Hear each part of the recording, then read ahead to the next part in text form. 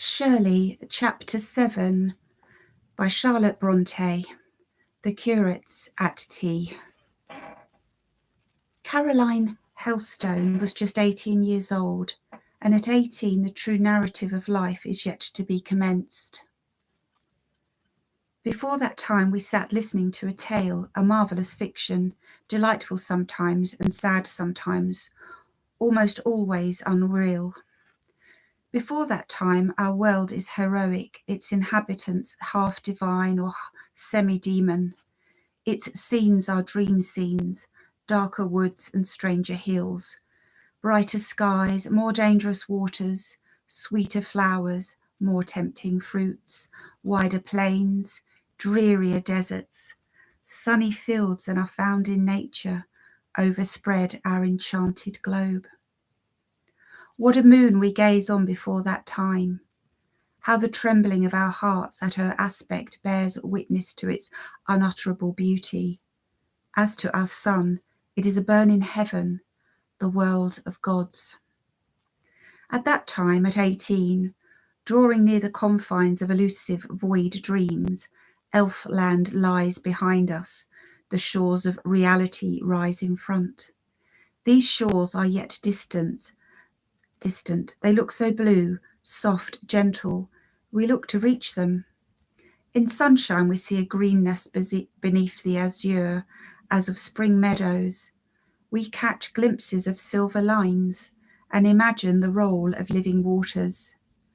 Could we but reach this land, we think to hunger and thirst no more, whereas many a wilderness, and often the flood of death, or some stream of sorrow as cold and almost as black as death, is to be crossed ere true bliss can be tasted. Every joy that life gives must be earned ere it is secured, and how hardly earned, those only know who have wrestled for great prizes. The heart's blood must gem with red beads the brow of the combatant before the wreath of victory rustles over it. At 18, we are not aware of this. Hope, when she smiles on us and promises happiness tomorrow, is implicitly believed. Love, when he comes wandering like a lost angel to our door, is at once admitted, welcomed, embraced. His quiver is not seen if his arrows penetrate their wounds, is like a thrill of new life. There are no fears of poison, none of the barb which no leech's hand can extract. That perilous passion, an agony ever in some of its phases, with many as agony throughout, is believed to be unqualified good. In short, at 18, the school of experience is to be entered, and her humbling, crushing, grinding, but yet purifying and invigorating lessons are yet to be learned. Alas, experience! No other mentor has so wasted and frozen a face as yours. None wears a robe so black, none bears a rod so heavy, none with hands so inexorable draws the novice so sternly to his task and forces him with authority so resistless to its acquirement. It is by your instructions alone that man or woman can ever find a safe track through life's wilds. Without it, how they stumble, how they stray. On what forbidden grounds do they intrude? Down what dread declivities are they hurled? Caroline, having been convened home by Robert, had no wish to pass what remained of the evening with her uncle. The room in which he sat was very sacred ground to her. She seldom intruded on it, and tonight she kept aloof till the bell rang for prayers. Part of the evening church service was the form of worship observed by Mr. Helstone's household. He read it in his usual nasal voice, clear, loud, and monotonous. The right over, his niece, according to her wont, stepped up to him. "Good night, uncle." "Hey, you've been gadding abroad all day, visiting, dining out, and what not?" "Only at the cottage." "And have you learned your lessons?" "Yes." "And made a shirt?" "Only part of one." Well, that will do. Stick to the needle. Learn shirt making and gown making and pie cross making, and you'll be a clever woman some day. Go to bed now. I'm busy with a pamphlet here. Presently the niece was enclosed in her small bedroom, the door bolted, her white dressing gown assumed, her long hair loosened and falling thick, soft and wavy to her waist, and as resting from the task of combing it out, she leaned her cheek on her hand and fixed her eyes on the carpet before her rose and close around her drew.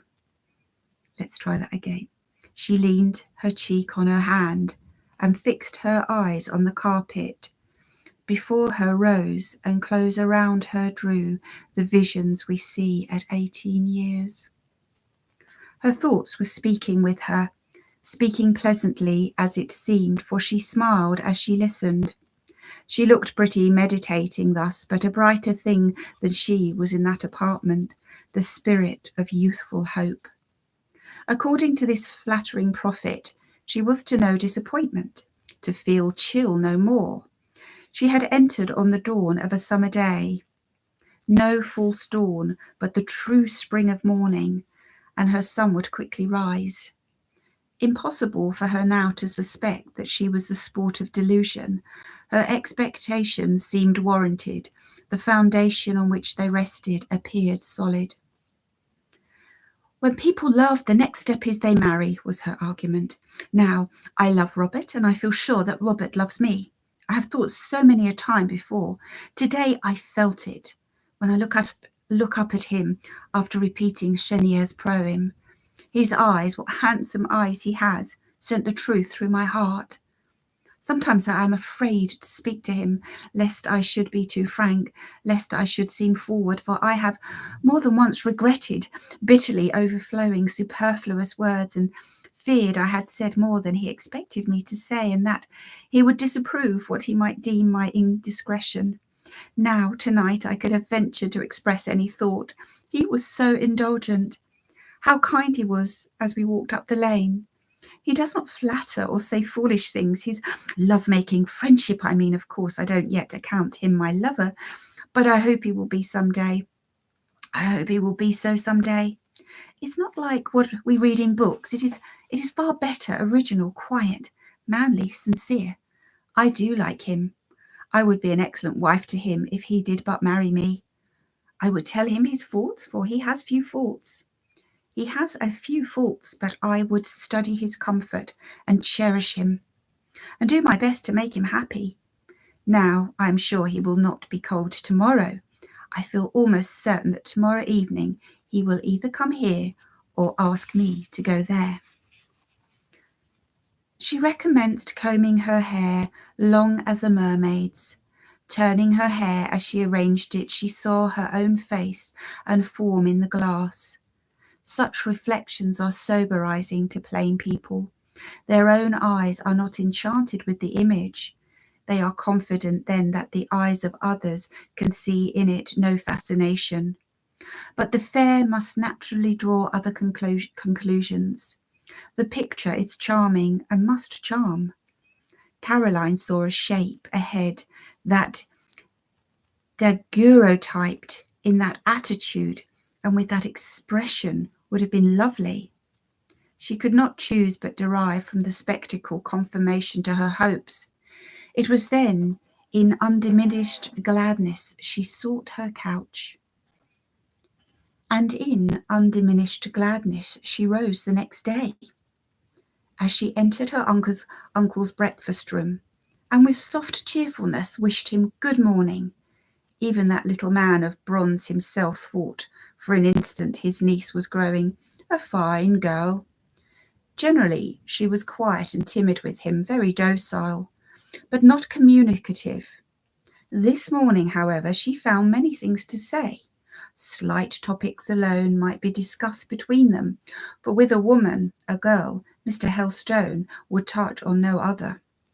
She had taken an early walk in the garden, and she told him what flowers were beginning to spring there. She inquired when the gardener was to come and trim the borders. She informed him that certain starlings were beginning to build their nests in the church tower. Briarfield Church was close to Briarfield Rectory. She wondered the tolling of the bells in the belfry did not scare them. Mr. Helstone opined that they were like other fools who had just paired, insensible to inconvenience just for the moment. Caroline, made perhaps a little too courageous by her temporary good spirits, here hazarded a remark of a kind she had never before ventured to make on observations dropped by her revered relative. "Uncle," said she, "whenever you speak of marriage, you speak of it scornfully. Do you think people shouldn't marry?"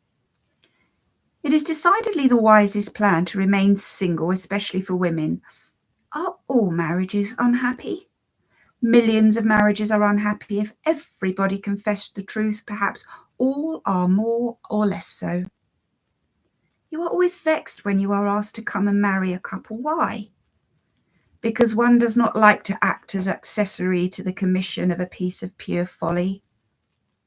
Mr. Helstone spoke so readily, he seemed rather glad of the opportunity to give his niece a piece of his mind on this point. Emboldened by the impunity which had hitherto attended her questions, she went a little further. "But why," said she, "should it be pure folly? If two people like each other, why shouldn't they consent to live together?" "They tire of each other. They tire of each other in a month. A yoke fellow is not a companion. He or she is a fellow sufferer." It is by no means naive simplicity which inspired Caroline's next remark. It was a sense of antipathy to such opinions and of displeasure at him who held them. "One would think you had never been married, uncle. One would think you were an old bachelor." "Practically, I am so." "But you have been married. Why were you so inconsistent as to marry?"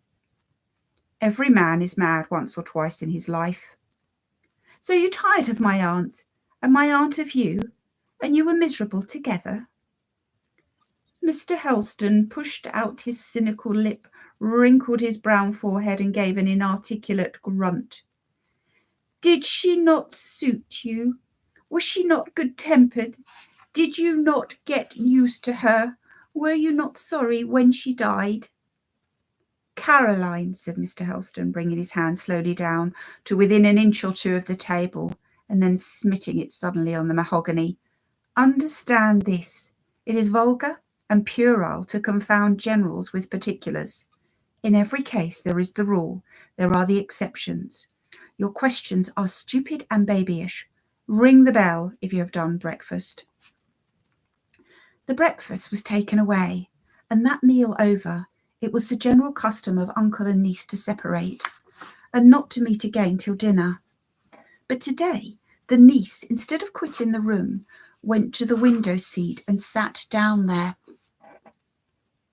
Mr. Helstone looked round uneasily once or twice, as if he wished her away, but she was gazing from the window, and did not seem to mind him, so he continued the perusal of his morning paper.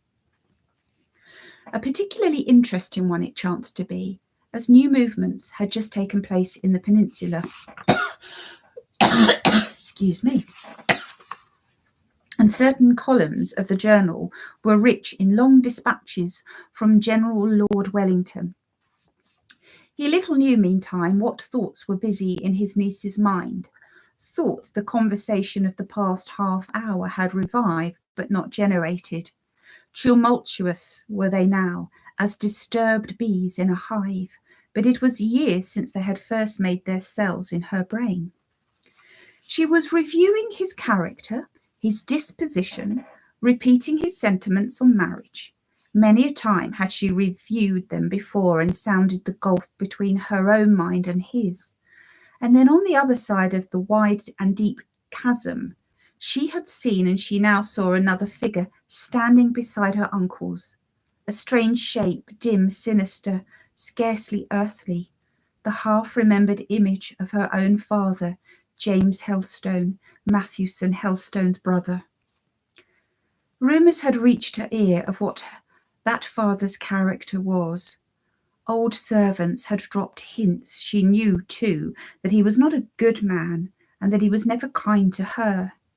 She recollected, a dark recollection it was, some weeks that she had spent with him in a great town somewhere, when she had had no maid to dress her or take care of her, when she had been shut up day and night in a high garret room without a carpet, with a bare uncurtained bed and scarcely any other furniture, when he went out early every morning and often forgot to return and give her dinner during the day, and at night when he came back, was like a madman, furious, terrible, or, still more painful, like an idiot, imbecile, senseless. She knew she had fallen ill in this place, and that one night, when she was very sick, he had come roving into the room and said he would kill her, for she was a burden to him.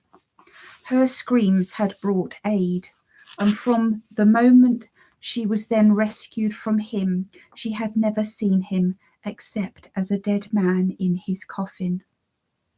That was her father. Also she had a mother, though Mr. Helstone never spoke to her of that mother, though she could not remember having seen her, but that she was alive she knew. This mother was then the drunkard's wife. What had their marriage been?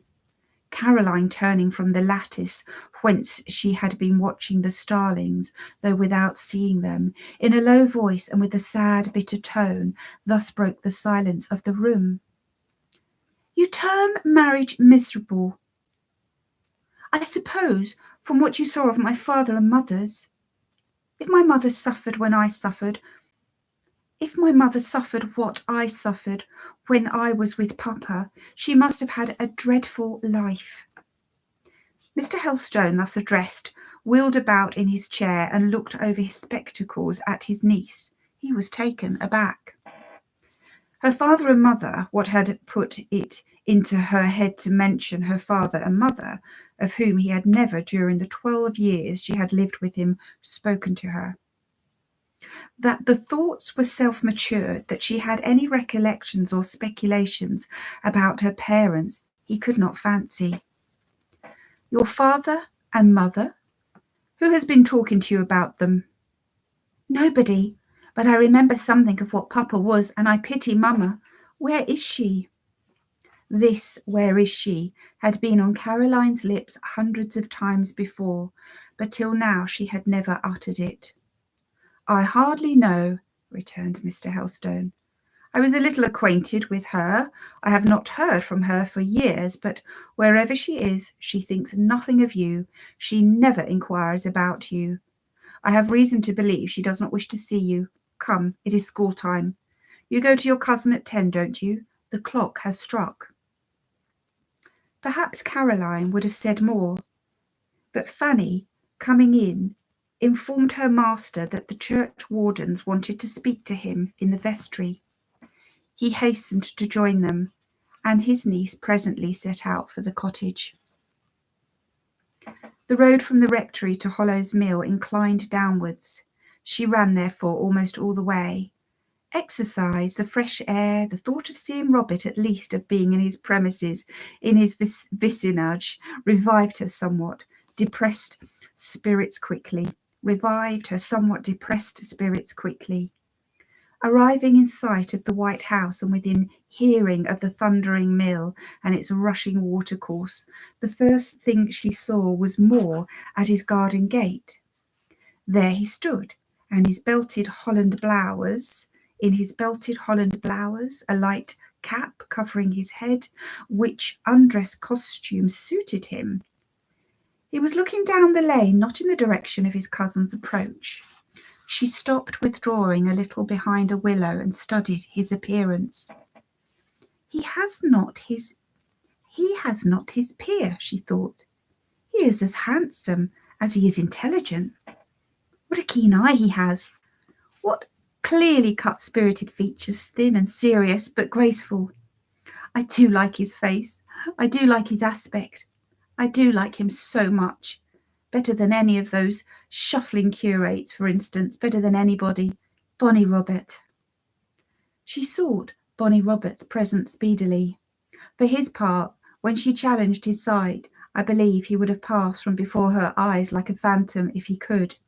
But being a tall fact and no fiction, he was obliged to stand the greeting. He made it brief. It was cousin-like, brother-like, friend-like, anything but lover-like. The nameless charm of last night had left his manner.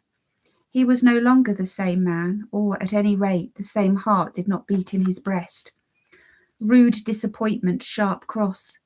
At first the eager girl would not believe the change, though she saw and felt it. It was difficult to withdraw her hand from his till he had bestowed at least something like a kind of pressure.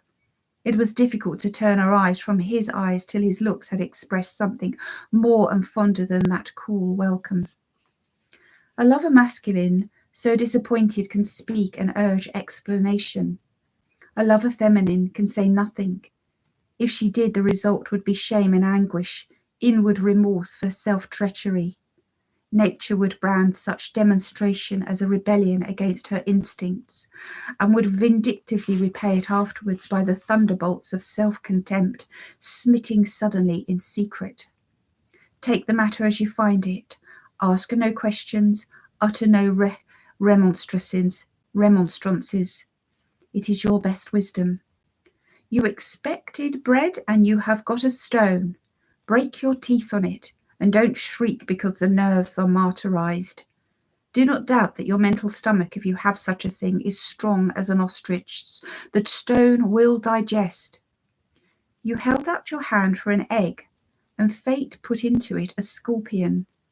Show no consternation. Close your fingers firmly upon the gift. Let it sting through your palm. Never mind.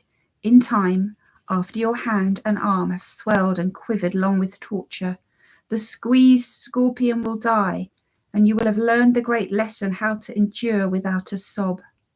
For the whole remnant of your life, if you survive the test, some, it is said, die under it, and you will be stronger, wiser, less sensitive. This you are not aware of, perhaps, at the time, and so cannot borrow courage of that hope. Nature, however, as has been intimated, is an excellent friend in such cases, sealing the lips, interdicting utterance, commanding a placid dissimulation. A dissimulation often wearing an easy and gay mien at first, settling down to sorrow and paleness in time, then passing away and leaving a convenient stoicism, not the less fortifying because it is half bitter. Half bitter. Is that wrong? No, it should be bitter. Bitterness is strength. It is a tonic. Sweet, mild force following acute suffering you find nowhere. To talk of it is delusion.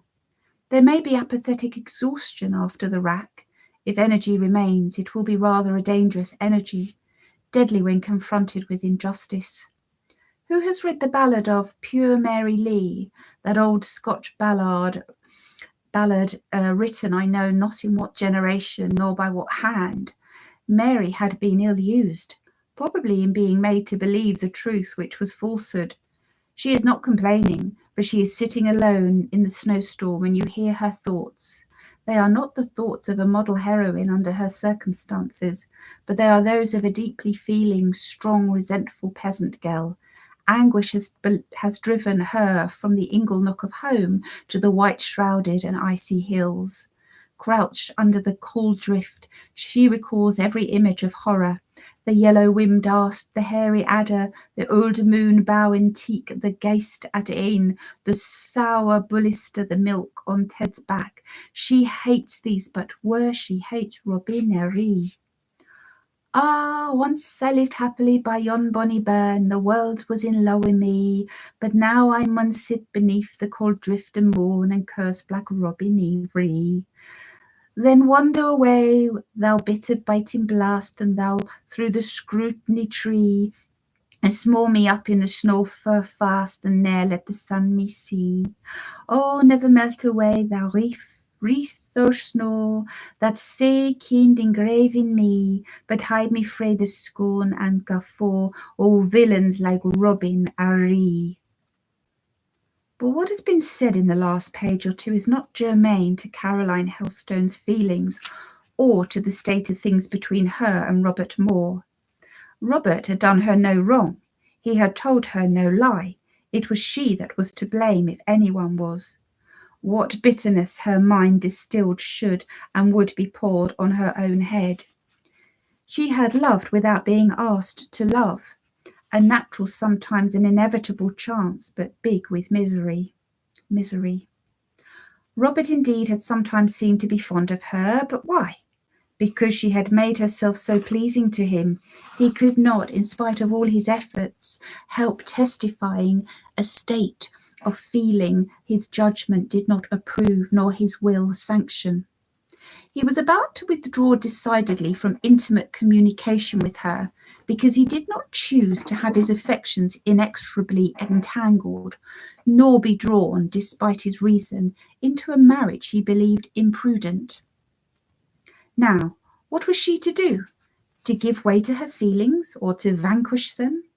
To pursue him, or to turn upon herself? If she is weak, she will try the first expedient, will lose his esteem and win his aversion.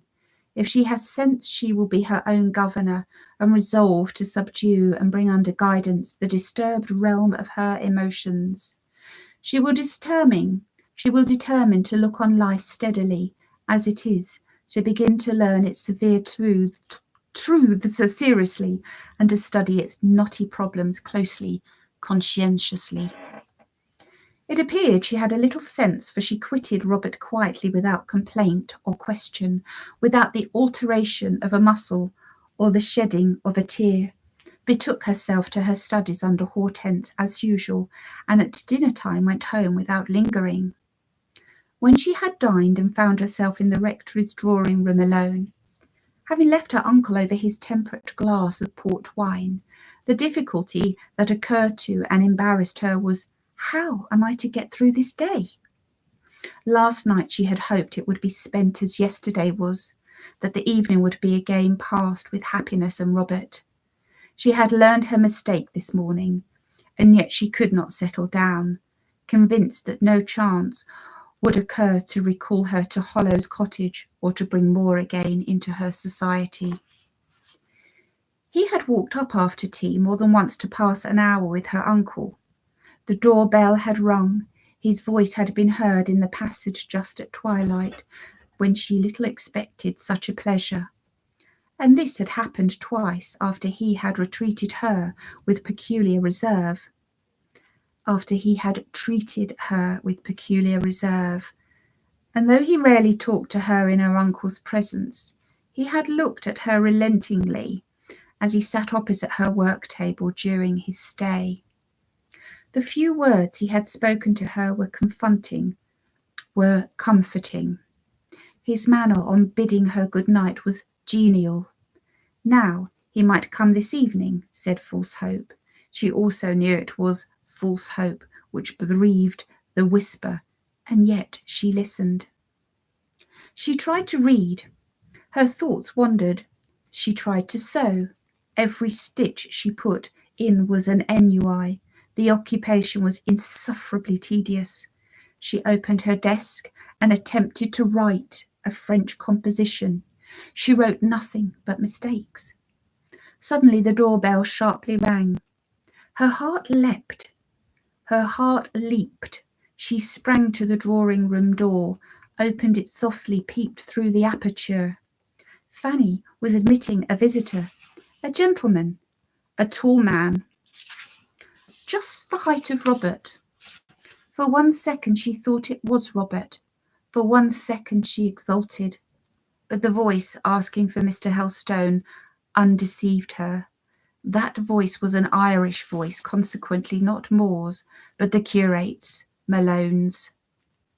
He was ushered into the dining-room, where doubtless he speedily helped his rector to empty the decanters. It was a fact to be noted that at whatever house in Briarfield, Wimberry, or Nunneley one curate dropped into a meal, dinner or tea, as the case might be, another presently followed, often two more. Not that they gave each other the rendezvous. Not that they gave each other the rendezvous, but they were usually all on the run at the same time.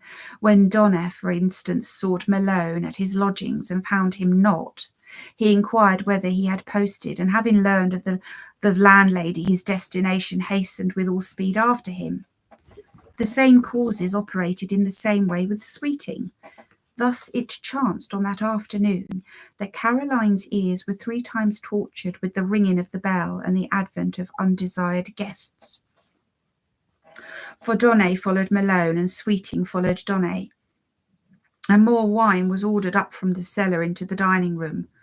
For though old Helstone chid the inferior priesthood when he found them carousing, as he called it, in their own tents, yet at his hierarchical table he ever liked to treat them to a glass of his best. And through the closed doors Caroline heard their boyish laughter and the vacant cackle of their voices. Her fear was lest they should stay to tea, for she had no pleasure in making tea for that particular trio. What distinctions people draw! These 3 were men, young men, educated men like Moore, yet for her how great the difference. Their society was a bore, his a delight.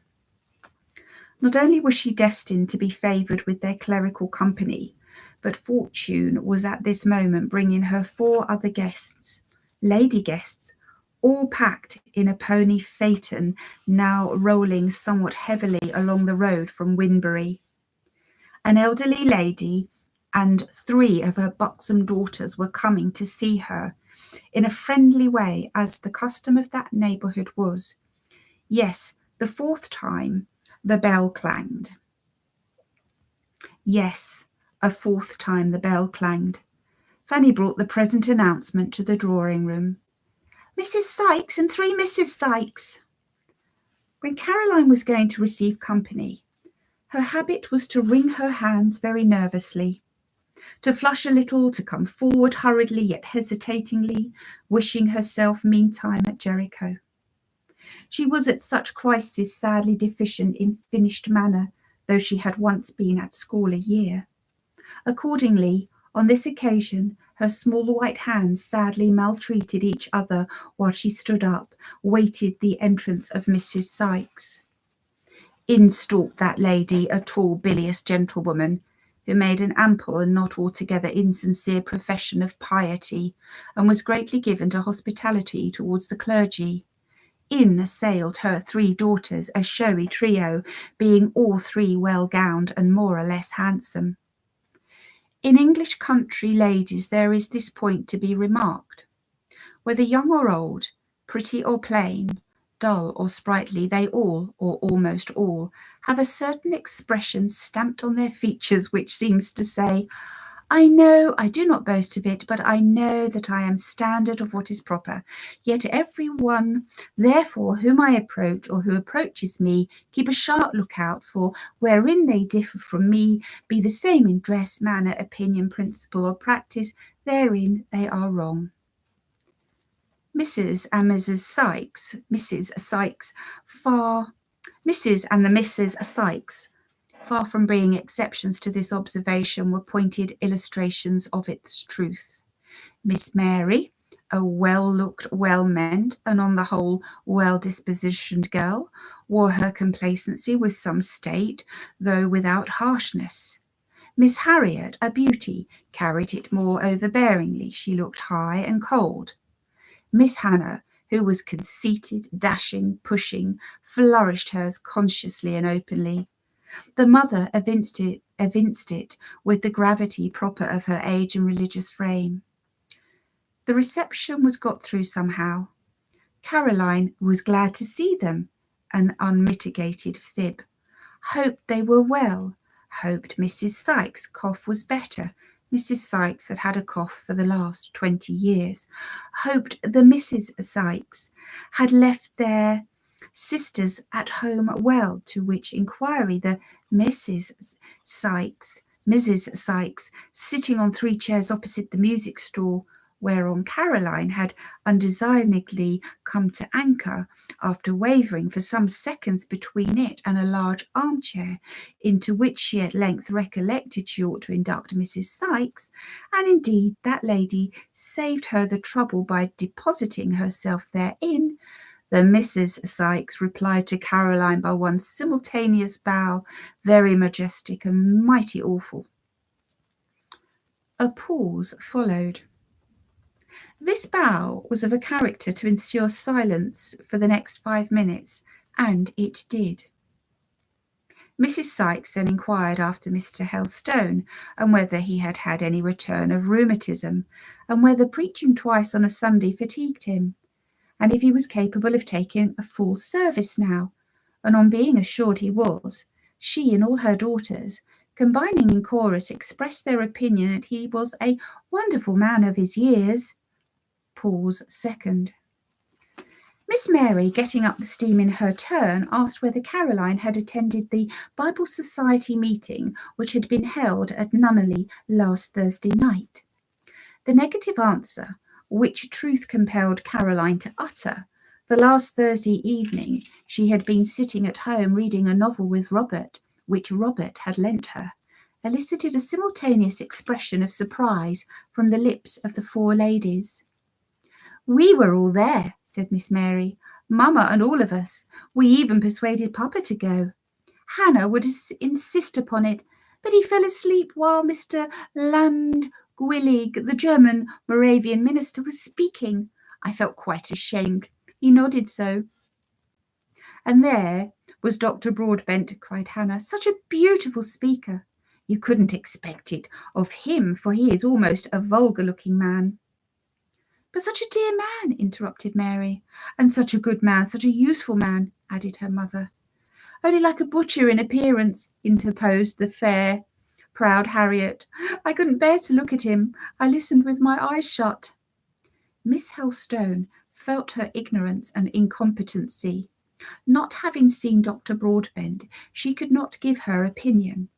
Pause third came on.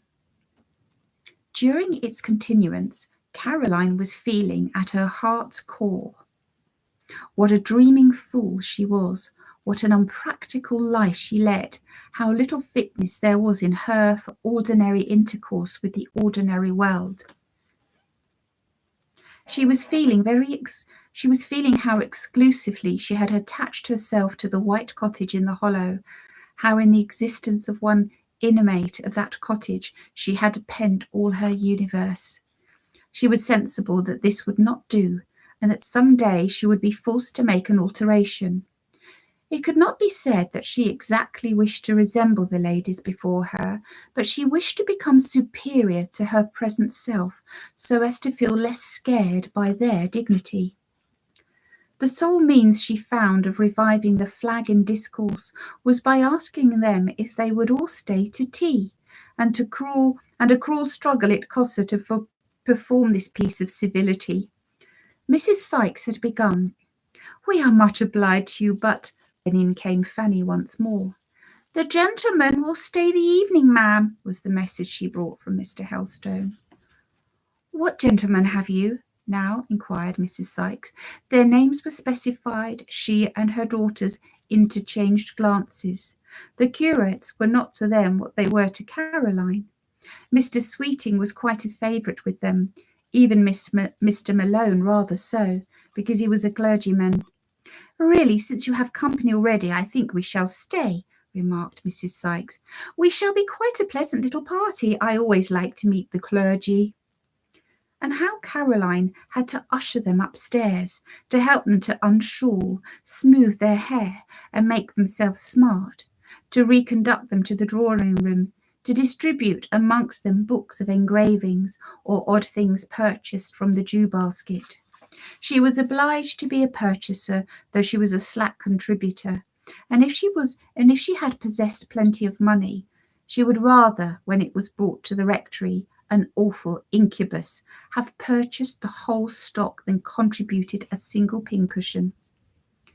It ought to be explained in passing, for the benefit of those who are not au fait to the mysteries of the Jew basket and missionary basket, that these meubles are willow repositories of the capacity of a good-sized family clothes basket, dedicated to the purpose of conveying from house to house a monster collection of pincushions, needlebooks, card racks, work bags, articles of infant wear, etc., etc., etc., made by the willing or reluctant hands of the Christian ladies of the parish, and sold perforce to the heathenous gentlemen thereof at prices unblushingly exorbitant.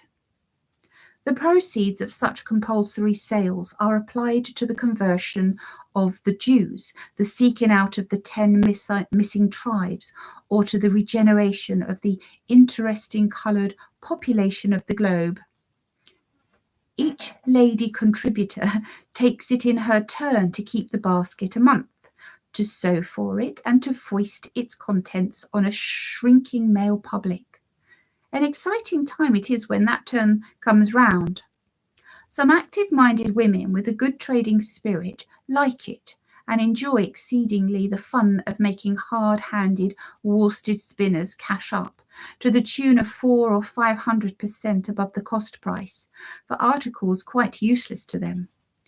Other feebler souls object to it, and would rather see the Prince of Darkness himself at their door any morning than that phantom basket brought with Mrs. Rouse's compliments, and please, ma'am, she says it's your turn now.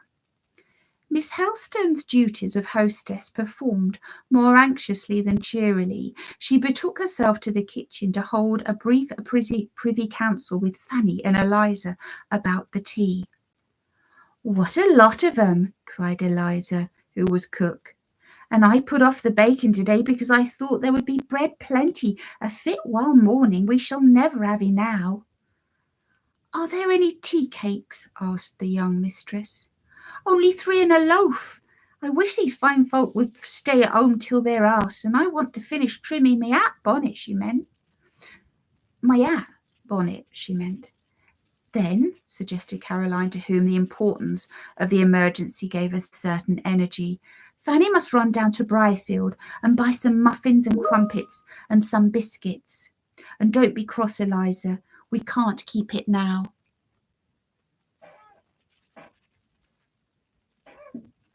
"And which tea things are we to have?"